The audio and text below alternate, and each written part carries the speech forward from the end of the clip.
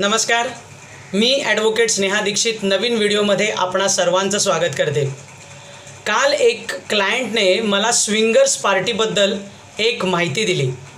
काय असते ही Swingers party?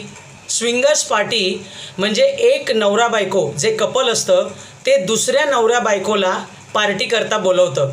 परंतु ती पार्टी कसली असते तर एकमेकांचे पार्टनर्स एक्सचेंज करून शारीरिक संबंधांची मजा घेणं। माझ्या क्लायंटला ह्याची कुठलीही माहिती नव्हती। ती म्हणाली की मॅडम आमचा 10 जणांचा असा नवरा बायकोचा ग्रुप आहे। मला वाटलं की आम्ही सगळे एकत्र पिकनिकला जाऊ किंवा आमची जी प्रत्येकाला 2-2 मुलं आहेत त्यांच्याबरोबर कुठे गार्डनमध्ये फिरायला जाऊ।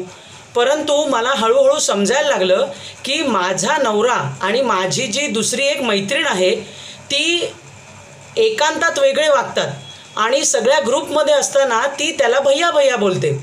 परंतु रियालिटी ही खूप वेगळी आहे।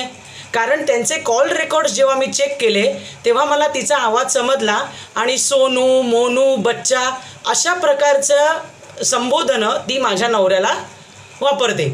आता ही कंप्लेंट मी करायला तिच्या नवऱ्याकडे गेले तेव्हा तो काय मला म्हणाला की अगं ह्याच्यात प्रॉब्लेम काय आहे? तुला जर पाहिजे असेल ना तर तू माझ्यासोबत ये एन्जॉय करायला किंवा बेड शेअर करायला। माय गॉड, ती म्हणाली मॅडम हे जेव्हा मी ऐकलं तेव्हा कमीत कमी 15 दिवस तरी मला ह्या गोष्टीचा भयंकर त्रास झाला। मी माझ्या नवऱ्याच्या कानावर ही गोष्ट घातली की बघ बाबा तुझं अफेअर किंवा तुझं जे काही प्रकार आहे तो मला समजलं आहे। मी ह्या ग्रुपमध्ये अजिबात सामील होणार नाही। मला ही कुठलंही काही आवडत नाही। मी एक पतिव्रता आहे। आपल्याला 2 छान मुलं आहेत। आपण आपला संसार वाचूया।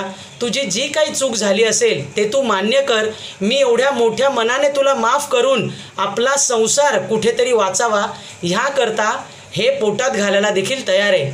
परंतु त्याला ही अशा प्रकारची एक लत लागली की तो मॅडम काही ऐकेना झालाय। आता मला तुमच्याकडनं एवढीच मदत हवी आहे की मला ह्या क्रुएल्टीच्या डेफिनेशन खाली मला घटस्फोट हवा आहे आणि माझ्या 2 जी छान मुलं आहेत त्यांचं फ्युचर मला तुम्ही व्यवस्थित करून द्या। कारण आता हे माझ्याने काही सहन होत नाही। क्रुएल्टी हे एवढा मोठा समुद्र आहे की ज्याच्यामध्ये कोणाचं काय कारण येऊ शकतं हे ईश्वरास माहिती आणि मग त्यांच्यानंतर आम्हाला माहिती। लक्षात ठेवा। धन्यवाद।